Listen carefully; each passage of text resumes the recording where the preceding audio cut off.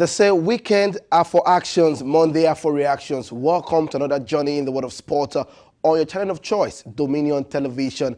I am Abe Paul Toluwanimi, and I have the indispensable, sport machine himself, official captain Samson Balogun, and also the woman that talks sport every day on the show, Folari. You're welcome, Fola. Good morning. Good to have you on the show this morning. Thank you. Why you? She's blushing. She's blushing. Well, okay. I'm not going to do ladies first. Let me do the captain first. Captain, good morning to you. How was the weekend for you? Yeah, it's a beautiful morning, and it's another fantastic Monday to talk sports. Yes, take the reactions from games that were played over the weekend, the highs and the lows, what happened, who were expected to win but eventually cooled in, and of course, who were actually not, pushed for victory, but eventually they got it. I think I am quite shocked by the performance I saw from Manchester United. I won't lie, even though I did not condemn the team in totality, but I did mention that Arsenal was going to win that game.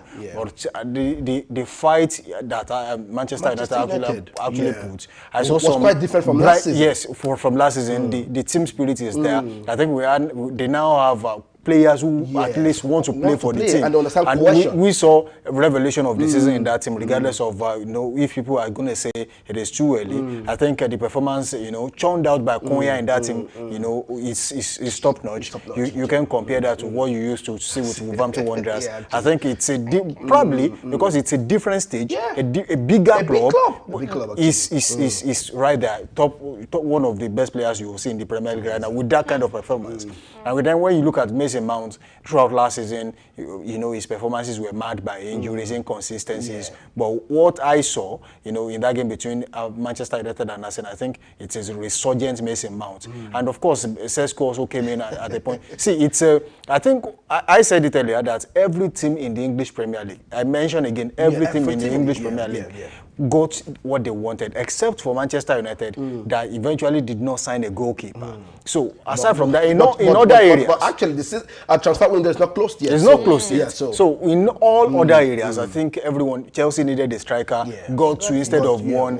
Arsenal needed, a defensive midfielder to replace Thomas Partey. Got Martin Zubimendi. You think that didn't play out? That I'm sure Arsenal fan will tell you Zubimendi was not a better replacement for Thomas Partey. We can go on and on to talk about it. You watch the game properly, and you will see, the missing piece in the middle of the park right there. You saw the errors from Martin Zubimendi. You will know what Thomas Partey will bring to the team, for the Arsenal squad for this season. And I'm sure, honestly speaking, I can allow you go on and on, but we need. I just need to urge you there because I know we're still going to talk about the Premier League on the show today. Folari, good morning to you. How was the weekend for you? It was wonderful.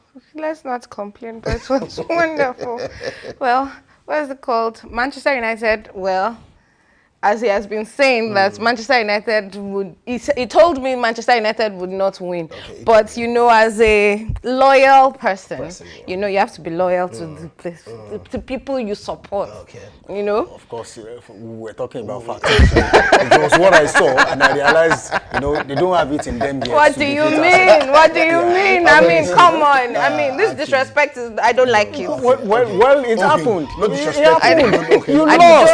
That's it. No, we did not lose the game. If you had listened to me, we lost the game, but we did not lose the match. If you had listened to me, you probably would have been millions richer than you were before yesterday. I don't know where the money is coming from. I don't know where the millions are coming from. But I'm sure if you check the account balance now, everybody's still on zero. But we hope before the show, the money will roll in because I don't know where the money is coming from. If she had listened, please. If she had listened, please, she would have been millions of naira richer than she. I beg you. Amazing. You want to tell yourself an economist or what? Let's take stories from the local front this morning, and I'm sure you know that the value jet happening in Ikenne has come to an end, and Ikorodu City. I'm sure Samson is going to take a peek from this, looking at how far Ikorodu City has done over the last 2 seasons, and right now they won the value jet competition, a preparation for the season to come. Remember, it's just 5 days to go, for the season in the MPFL. Ikorodu City, you can can see on the screen are the winners and the holders of the Value Jet competition. And I'm sure that pictures are still going to come in, from that, having to see Ikorodu City pick up that one right there.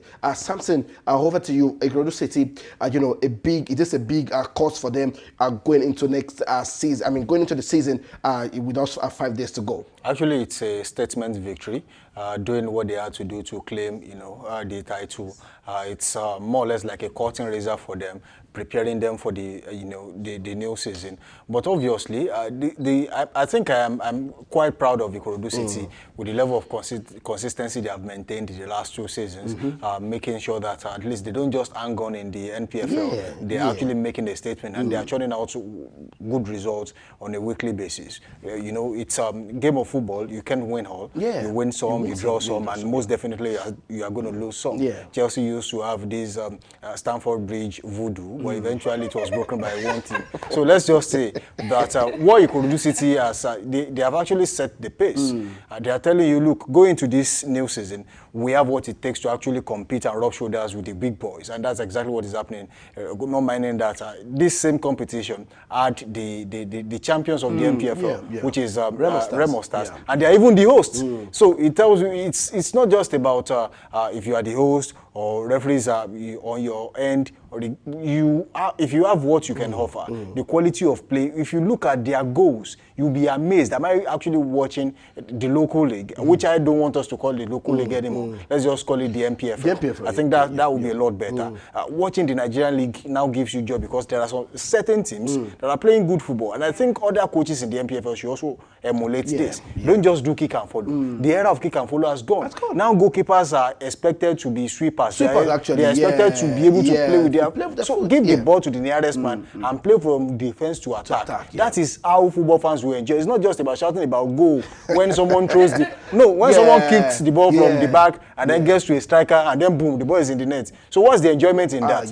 But what we are seeing now is a resurgence, a redefinition of African football. And if we can put the technicality we are learning from the Europeans, because I will always say the game belongs to them, we are only adopting. So if we can input the technicalities we are bringing into our game, I think we have more teams, and Nigerians will be willing to go to stadiums and pay their money to watch these teams. All right. That's the update from the Value Jet Co-op. Ikorodu City are picking that one, setting their course for the season to come. Also, I'm going to take a cue from Samson talking about, how, we can stop the kick and follow football. I was speaking to a friend, over the weekend, and he said, if we had the likes of Daniel, Felix Ilechukwu for the Chan Eagles, I think they understand the football better. And I asked him, what's the football better for the NPFL? He said, when you watch the NPFL, you understand the kick and follow. They play long crosses, they see the players in the box, and that's all they do. And so he's saying they understand. I said, I think we have gone past that stage, and we should understand football Even better. these coaches he was mentioning, they no longer do that kind of, they no longer play that kind of football. You watch Remo Stars last season, at least for anyone who did not see their home games, saw them away. At least they came to play in Ibadan. You saw how they played. They weren't playing like a team that was doing kick and follow. They understood the technicality of the game, and they had quality players. Sikiru Alimi is one of the players. You had so many other players in the back line. John Duduka. These are players. These are sweepers. These are players who could play with their. And then of course Sadiq at right back. He's no longer a right back now because he's now a wing back. That is what.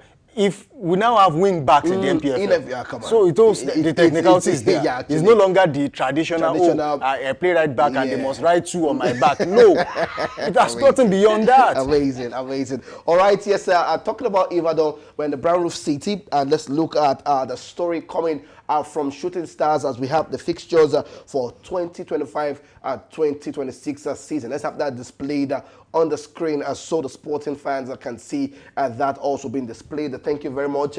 And that those are the fixtures for 2025-2026 season for Shooting Stars. I'm going to start with Fola. The first game is going to start with Bayelsa United, our own game. And also, I'm sure Samson also is going to look at difficult fixtures and how far we can navigate these fixtures right there for 2025-2026 season. Fola, the first game is against Bayelsa United right there on the 24th of August. What's it like for Shooting Stars, and how far can they go against Bayelsa United? Remember, you start well so you can finish well. Yes, you do. Well, Watching what they did at the Value Jet. the Value Jet, well, they didn't start well, but they showed that strong. they finished strong. They showed that okay, yes, we have the people that can play the ball. So definitely with what they're going to do with Bielsa at home. Hopefully we'll see the best. Okay. Most likely, I feel most likely we'll see the best. Okay, so now they have a new management. You know, everybody's new in the camp of you know, Shooting Stars right now. How far do you think you know, the manager, what's the mindset like with these players? You know, going into the first game of the season at home to the home fans. You know, I'm sure something will say they need to be patient with you know, the new management going into the new season. I agree with you. They need to be patient with the new management because the way they have been playing before is not the way this new management will, because it's a different type of mentality the person is bringing in. So definitely, I feel they will have to be patient. They should be patient, and we will get the best from them if they can just be patient. All right, something over to you. The fixtures are out already, and I'm sure you know. I'm sure you've been looking at the derbies we're going to play. You know, which game is looking difficult for Shooting Stars. You know, but let's start with Bayelsa United. You know, Nuruddin Aweroro, the new manager. You remember the footprint he left with Ikorodu City. Can we have a new benchmark going to the first game against Bayelsa United? I think these are two different things. I want to come in from where you left. You know, as someone who understands the game, knows the technicalities behind it, I would have loved to say, oh, we have to be patient with Coach Nuruddin Aweroro because of he's coming in, he's a fresh coach. You know, the whole technical crew, so the backroom hold on, staff, I'm sorry to cut you short. I'm sorry. Now a question has been popping in my head to ask you two. Now you see, you know, fans like us support international clubs, big clubs, Manchester United, Arsenal, Chelsea, Liverpool, and Mikel Arteta, for an Arsenal fan, would say, come on, we have given you 3-4 years, but we're being patient with you. But when you come to, I don't want to, you say we should cancel local league now. When we come to the MPFL, you can't be patient with your club that has just... I'm still coming. I'm coming to that. I know you're going to come there. I just said, let me just drop it because it's popping on my mind to ask you both. You know, it's going to be very easy for people like us who understand, you know, what exactly the coach will be facing right now, decision making, knowing the best, you know, partnerships, what his starting 11 would look like, who are the set of players that will make my match day squad. These are things we can always reason with. Oh, he has fresh set of players. Majority of the players who are in the camp now, they are probably new. Just a few players were left by the last management. So we would understand that if the story ends on this table. But for average Ibadan indigents, from average Oyo State indigents who love Shooting Stars so much, they want instant results. Nobody is willing to waste, you know, to wait for that long to get the kind of results they want. As bad as we want to paint last season for Shooting Stars under Coach Benga Ogunbote and Dimeji Lawal as team manager. You know, there were still times when Shooting Stars fans were willing to come to the stadium and spend their money and watch the game because they knew that the least they would get would be a draw, but at least there will be something to cheer about. But fair enough, because it's a new coach, new backroom staff, and of course there's a lot at stake. But the people, will they be able to wait that long? Because they are always there. In fact, there are some people that whether Shooting is playing at home or not, they are in the stadium. They are just there. They just want to feel the ambience of the stadium. That's how much people love that team. So we cannot afford to jeopardize what we have, which is the love for the team. And don't forget that we still want more people to, you know, start coming in to see the games. Because it's embarrassing sometimes when you are playing on games and the section of the stadium is empty. You know, we want to see the crowd of the old days where people actually trooping en masse from every part of the state to actually watch Shooting Stars play. To get that, the team has to get it correct. And that is the point. I know that for Bayelsa United and for Shooting Stars, they all recruited fresh players who are still going to be trying to find their feet in the team right now. But for Shooting Stars, one, the advantage is they are playing at home. Two, is that they got a very good coach from Ikorodu City. Three, I've seen them play this season, and I realized the fact that, the approach to games has changed. the goal now is to play from the back, you know, convert as many chances as possible. And luckily, they got Baggio back. That is Ayobame Jr. He's back in the team. Amazing. He was with them at, in Ekene, though he did not eventually play, but he played in the G12 friendly that he played. So I know there are quality players in the team. Sadiq, for example, is still in the team. Ibrahim Sadiq is still in the team. He's a very good striker, very fast. Alex Agawa, Kate is still in the team. These are players who would help transmit the mentality, the winning mentality in the other team, and of course the tradition of the team, because they've been there before, into the new set of players, which will help them grow more. So I see Shooting Stars getting the maximum 3 points at home because the coach knows exactly what he has to do. All right, yes, sir. The coach knows. And not mind the fact that you know, they got a very good result. They finished strong at the value. So that's a morale booster, and of course it will build a momentum going to the new season. All right, yes, sir. Can finishing stronger for Shooting Stars propel them to all 3 points in the season to come. I'm sure you're going to get all that update on the show as time goes on. I'm sure we're going to give you back-to-back updates about the MPFL also on the show at Dominion Television. Moving away from that, let's take more stories from the local front quickly. We have the NNL set to set date for annual general meeting in Kaduna. The board of the Nigerian National League, NNL, has confirmed that its annual general meeting, AGM for participating teams, will take place in Kaduna on September the 9th and 10th. According to the league body, the meeting is strictly for club chairmen and general managers, stressing that the representatives will not be allowed as crucial matters are set to be discussed. Meanwhile, four clubs, Warri Wolves, Wiki Tourist, Barawa FC, and Kun Khalifat have already secured promotion from the NNL to Nigeria Premier Football League. That's the update coming through from that, and we hope that, you know, all meetings can be done properly to see how far the league can go. Moving away from that, let's take more stories still from the local front, where we have 2 Nigerian referees appointed for CAF. Yes, we have the female. She's all smiling. I'm sure she's excited about that news. I'm proud of that. Yeah, the 2 Nigerian referees have been appointed for the upcoming Women's Champions League qualifying tournament for the West Zone B in Ivory Coast for the 2025, taking place from August 23rd to September the 5th. Nigeria duo of Alaba Oluwafumilayo and Agbon Faith are among the 16 referees that have been selected to officiate the tournament, including 8 center referees and 8 assistant referees. Recall that Bayelsa Queens, the reigning champions of the Nigeria Women's Football League, have been placed in Group B for the WAFU B CAF Women's Champions League qualifiers. In Group B, Bayelsa Queens will compete against Police Ladies of Ghana, Association Sportive de la Cozone of Togo, Asamali of Benin Republic for a spot in the final. The winner of the 2025 WAFU B qualifiers will then secure a place in the CAF Women's Champions League group stage representing the WAFU B region. Over to you, Fola. Now we have them on board. We have 2 representing Nigeria, 2 ladies, 2 referee, representing us in. We have Alaba Oluwafumilayo and Agbon Faith. What does this, show for Nigerian referees on the global stage? It shows that, well, it makes me proud, first of all.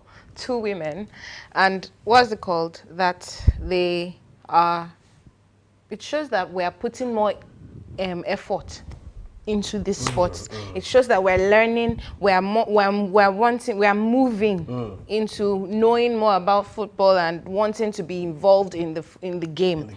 So the fact that we have 2 of them makes me very proud, and it makes me also hopeful. And I think the world is going to be hopeful because, this is what we want. We want to see, our own referees, ref a big stage. We want to say Nigerian referee, ref AFCON, WAFCON, and I think this will propel us. Something, is this a big, call that we can do better when it comes to, having our own, take on the big stage in competitions like this? Ordinarily, I have seen people jubilate that, celebrate the fact that Nigerian referees are actually, two of them got the call to be in the team of referees at the WAFUB qualifiers 2025. And I'm really sad that it got to a stage where we have to jubilate and celebrate about that Nigerian referees are getting the nod to be in a competition like this. Not even an AFCON competition, not even a World Cup. We are celebrating. Not undermining the competition, actually. I'm not. I'm just saying that we could have actually done better. And this is not, far-fetched. It's something that would happen originally because, we should have gotten to a stage where Nigerian referees will be trusted with the biggest games, on the continent. Of course, leaving the continent in the world in general. But unfortunately, there used to be a time where we had respected referees in Nigeria. But unfortunately, the prospect dwindled somehow, and then we now have referees who wouldn't even get recognized, at the African scene. How many referees in Nigeria can you pick up in AFCON, in WAFCON? That's the problem. That's the problem. And 5 years. There are several things that caused this, actually. The fact that, referees, some referees are judged to be corrupt, and then when you see bad officiating, there's no way your precedents, will make them choose someone else over you when they have realized, oh, you are in the news for the wrong reasons as a referee. Automatically, you are not getting the nod. And also, when you look at, the remuneration Nigerian referees are getting, I do not blame them. Sometimes when you realize the fact that, the little kind of hospitality they get from the home team, they are in support of the home team somehow. I don't blame them because the security of the referee used to be in the hands of the home team. Yes. So they are not safe if they are not doing the bidding of the home team. That's the MPFL for you. But now, I think changes are being made. They are now, I think they have done an upward review of what they take home on each match day. That is 1, 2.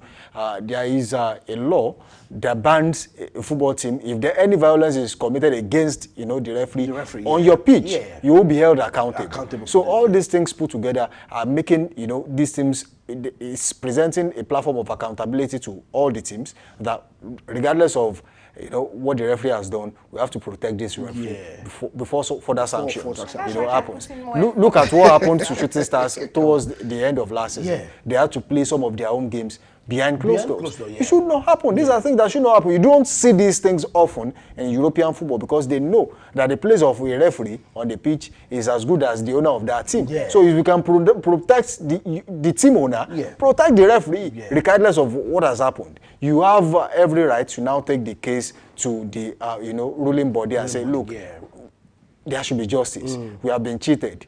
The next thing is not to beat the referee. But where I'm going is that I think we can do better. Well, it's a good thing that Nigerians are celebrating the fact that, especially Nigerian referees, they're celebrating the fact that, they are getting a look in, especially as, as referees. But if our referees are doing the needful, doing the right thing, back-to-back trainings, it gives you better knowledge of the game. Sometimes a referee makes a bad decision and people don't even know it because he doesn't even know the rule that applies at that time. So if you know the rules, you are getting trained every now and then. Of course, you are doing a revised edition of your training. You know what is at stake. You are making the right decisions on the field. And of course, you are found in the right places. Because sometimes, even if the coach is your friend, you have to avoid the coach because if you make a single mistake on the field of play, it is going to be linked back to your relationship with the coach. So going forward, I think the NPFL and the Referee Association should organize a joint, training sessions for Nigerian referees, constant refereeing sessions, and of course, CAF can also be brought on board to see how we can, bring out the next set of superstars when we talk about refereeing. Look at till tomorrow, people are still talking about Colina in Italy. Till tomorrow, people are so many other referees like that have made, or Woodweb is still being talked about. McClattenburg, for example, they are being talked about, even though they have had their fair share of errors. But the truth is, people will still say, "Oh, it's unlike Clattenburg to do this. Oh, it's not unlike Woodweb to do this." That is because they know that sometimes you are not a machine. Mistakes do happen, but there are mistakes that can be overlooked. And I feel like Nigerian referees can also imbibe this attitude of training and retraining. Don't just say because, I have finished my course as a referee and I think I have known it all. rules change on a daily basis. And once they change, do you even know these rules? So you don't make bad decisions on the field. All right, yeah, that's the update, coming through from that, and we hope that, we can set the course, going forward, because honestly, to be honest, I'm sure we have quality referees that we must put on the big stage going forward. Moving away from that, Dominion, sport, we don't just talk football, we don't just talk, basketball, we also talk cricket, and we talk all sport. Moving away from that, let's take story coming through from the world of cricket, where Edo female cricket team qualifies for the 2025 National Youth Game. Team Edo female cricket team has officially qualified for the 2025 National Youth Game NYG. Scheduled to take place in Delta State following a sprinted elimination round against Team Akwa Ibom. Despite intense competition and a promising start for both teams, heavy rainfall disrupted the match proceedings. In response, the zonal technical team made the decision to advance both teams to the national stage, a move welcomed by all stakeholders, ensuring fair representation and continued development of the sport.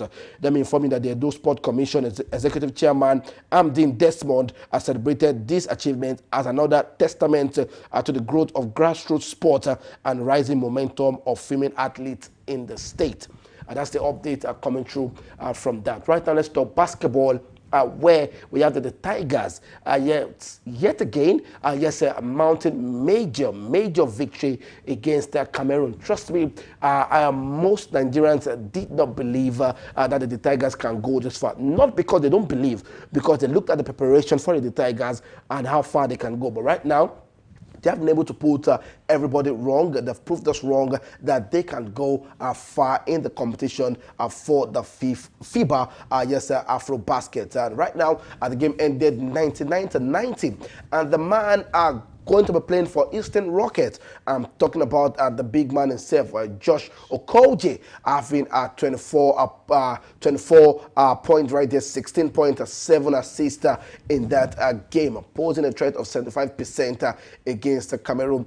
To my surprise, I had to check if Pascal Siakam, of the Pacers was included for this game and also for Cameroon, but he was not included because I was wondering, what's Pascal Siakam? Remember, he played the final in the NBA right there, and I was wondering, Pascal Siakam, no, it's not a small name actually, but he was not even included for this game, or maybe not even in the squad for Cameroon. But I'm not taking anything away from that. The Tigers got the victory, 99-90.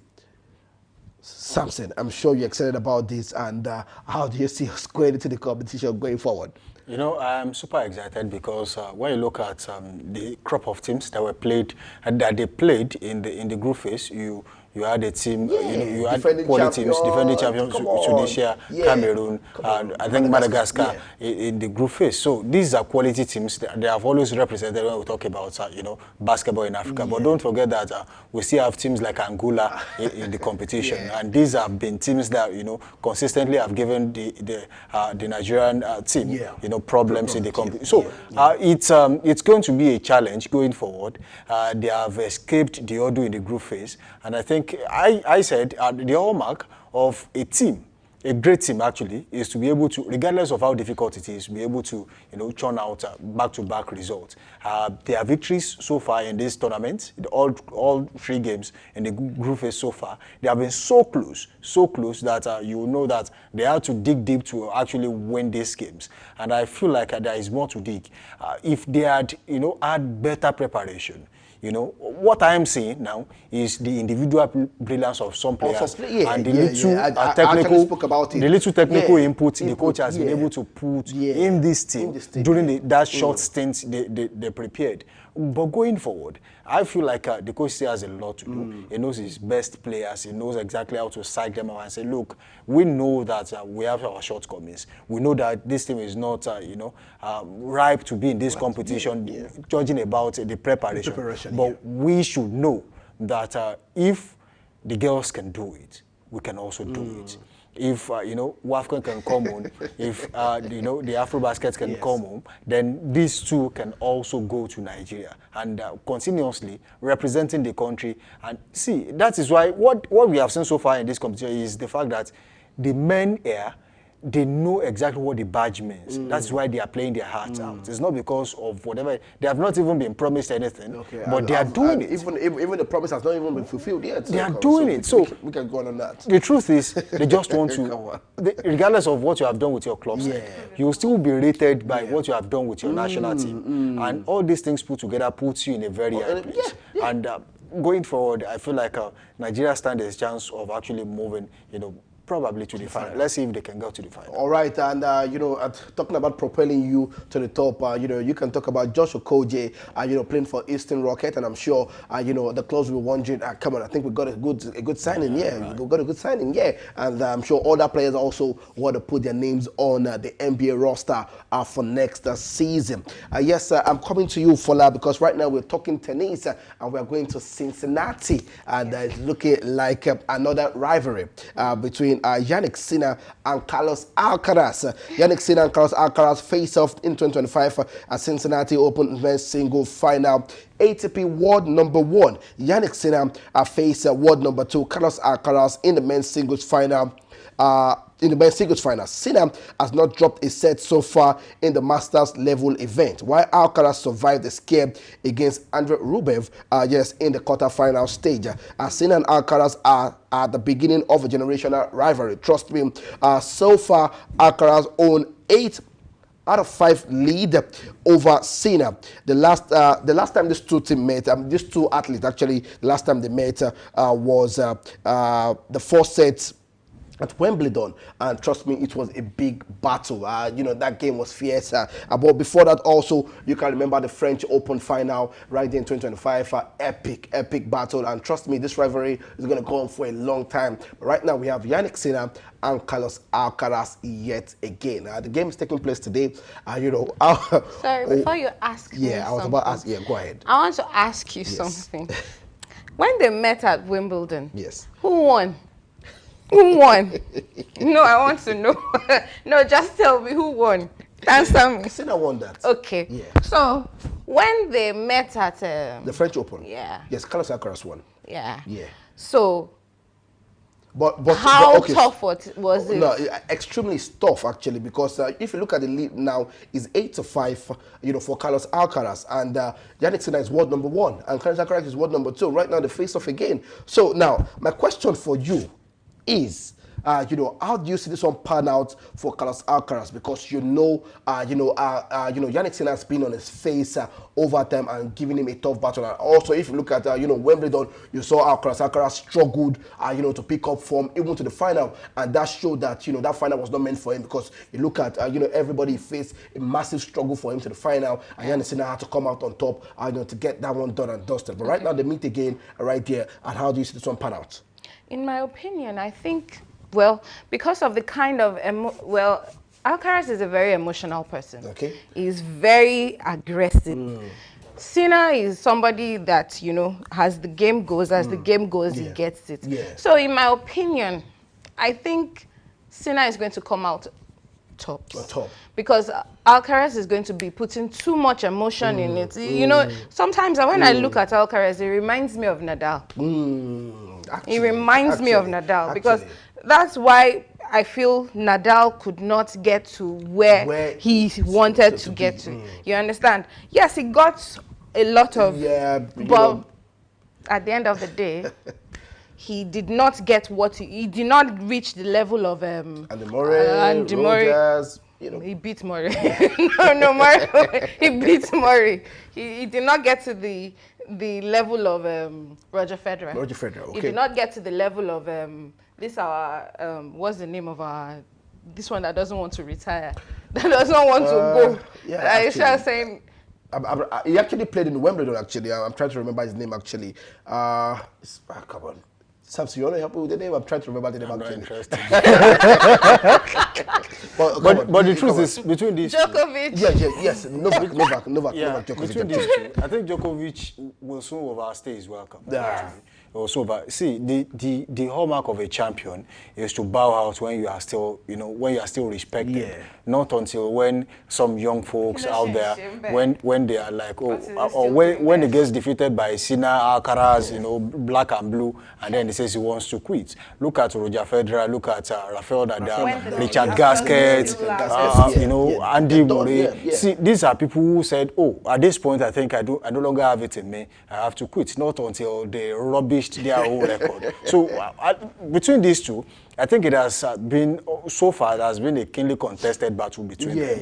And one is aggressive, the other one is a slow pacer, starts the game slowly and then ends up, with high spirit. The other one is very aggressive, comes in, boo, boo, boo, and then make sure he wins the first 2 sets and then settles down. So we are going to see two different, set of, players, different ideologies on the court.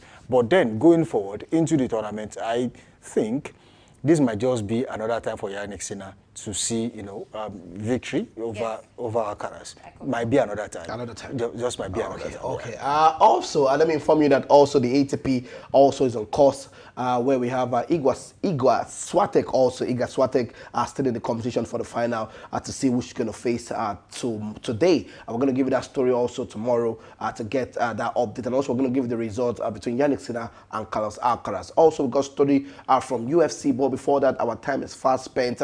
Let's head straight down to the games that were played over the weekend. And let's start with the defending champions against Bournemouth, where they ended that game 4-2. Federico Chiesa coming on the bench to get that goal, and Mohamed Salah yet again getting a goal in the opening season of the Premier League. The game ended 4-2. Semenyo, no wonder that they did not want him to go. They had to extend the contract and improve that, but that was not enough.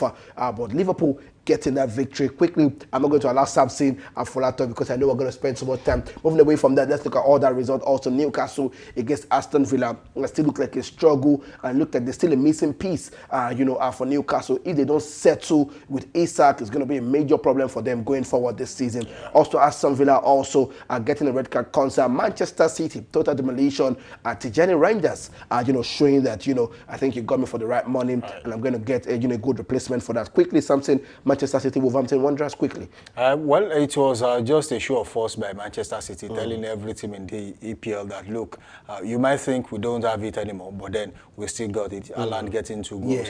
Tijani Rangers also getting a Czechia goal. Also coming on board to actually getting a goal. So it shows. It's just a way of saying we might not have signed, the big names you thought we were going to sign, but we got what we needed. We got what we did. Okay, moving away from that, let's look at all the results. Still, coming on the screen. I'm sure we have Nottingham Forest also. Yes, that's we have Brighton of Albion and Fulham. Mr. Clutch again, Rodrigo Muniz getting that one. For Fulham yet again. Sunderland are back to the Premier League after 8 years. With a very big announcement. With a very big announcement against West Ham, and it looks like Graham Potter's time is close to come to an end right there. And also Tottenham Hotspur against Burnley. Sunderland and Tottenham Hotspur are getting. Do you think Thomas Frank is set to take Tottenham Hotspur to the big stage in the Premier League this season? Quickly. No. Why? Give me a why quickly. He's an average manager. So it's Tottenham. He's not at the level of. Is Tottenham not an average team? That's why I'm saying no. He will not take Tottenham Hotspur to the level they should be. But the football they played, over the weekend was a fantastic one. Against Burnley. It's in the case of Tottenham Hotspur. It's just as good as you know him fully well. If I'm going to be satisfied, a meal, I need probably 2 plates of rice to be satisfied. But then you bought one, and now you bought probably 5 bottles of water to fill it up. See, no matter how well you package Thomas Frank, he's still an average coach. He still belongs in the middle of the table. And Tottenham Hotspur will always remain, an average team level of until top Daniel Levy leaves that team. That's it.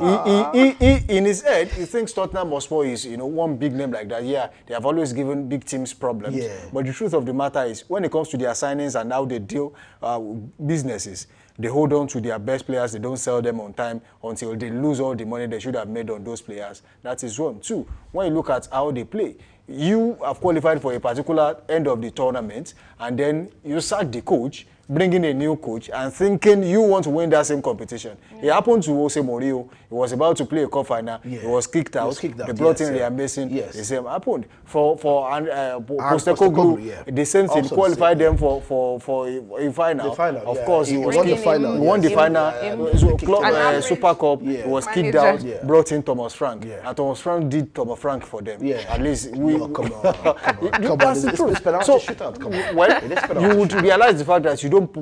An English Premier League team will not bottle, 2 goals lead and then eventually lose the game on penalty. But going forward, I think Tottenham Hotspur really has to make some changes, and that includes how they think. Okay, because it's not on the players. It's not even the players. It's how they think, because it's a setup at Tottenham Hotspur. We don't get beyond this stage, and once they get there, they are quick to return back to where they belong. Yes, amazing. I agree with what he said. It's true. It's true. I know you're going to agree with what he said, but let's take the Super Sunday games where Chelsea kicked off against Crystal Palace, who looks like the house is not in order. Maguire, also Eberechi Eze are still on the transfer update right there. The game ended goalless, and trust me, not a good one for Enzo Maresca to start the season, but not a loss. A draw also. Nottingham Forest, Chris Wood, taking it from where he left off last season, and it looks worrisome for Taiwo Awoniyi. Now, quick one, guys.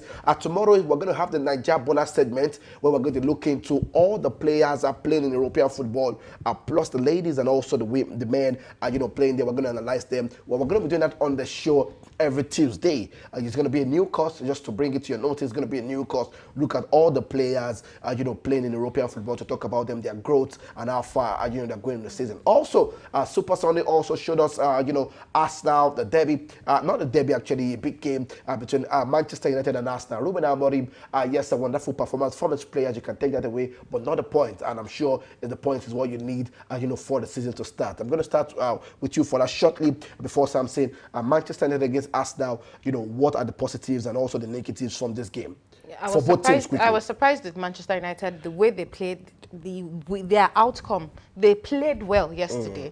And what's it called? Arsenal, I wasn't, in fact, Bukayo Saka, there were some goals he was meant to score. I was disappointed he didn't get it. He didn't even get a chance to get on the goal front, actually. That's why I'm saying that it wasn't like there were some things he was meant to do. Like, this is not the Bukayo Saka that we know. Yeah. So, in my opinion, this season, Manchester United they are going to impress us. Well, I think if a team gets fresh players, it will affect how some players, existing players in the team, it will affect how they play. Victor Gyökeres is a kind of striker that always wants to be everywhere on the field of play. So I think they are still going to get used to it. Bukayo Saka, people should just cut him some slack and then let him rest a little bit. He did so well last season, and I feel he can still replicate what he did last season. But then for the game between Manchester United and Arsenal, I mentioned that it's going to be a battle of the midfield. Arsenal suffered a little bit when Manchester United eventually swung into action in midfield. But it actually paid them because they earlier scored before Manchester United started playing. But then I think Manchester United should work on their finishing, which was their own undoing in that game. They had so many chances, but they could not convert them. And of course, there were so many goal-mouth scrambles in the game. But going into the next game, I feel they are going to be more confident, knowing fully well that if we could do this against Arsenal, we can do it against any other team. And they'll be really bullish about their chances against every other team in the EPL. All right, yes, sir. We have a game tonight that's between Leeds United against Everton, and that's going to be a prediction. If you get the predictions correctly, go to the YouTube page, drop it in the comment section. Let's know what you think about Leeds United. Please, can we have that displayed on the screen quickly? We have Leeds United against Everton playing tonight. That's going to be the last game of the opening weekend. The opening games for the new season in the Premier League. Yes, Leeds United against Everton playing tonight. Drop it in the comment section. Also, let me inform you that we had other games also played across the Spanish La Liga and also the French Ligue 1. FC Barcelona picking up the victory. Atletico Madrid and losing their first opening game in 9 years. Massive one with Diego Simeone going into the new season with the amount of attacking force he signed this season. The sporting family, that's all we can take at this wonderful morning on Dominion Television at Dominion Sport, your channel of choice. I want to say a big thank you to the crew and also the producers. Big thank you to you, Samson. big thank you to you for that. We're going to Thank see you. again tomorrow at same time, at same station, at Dominion Sports. Have a wonderful day. Bye for now.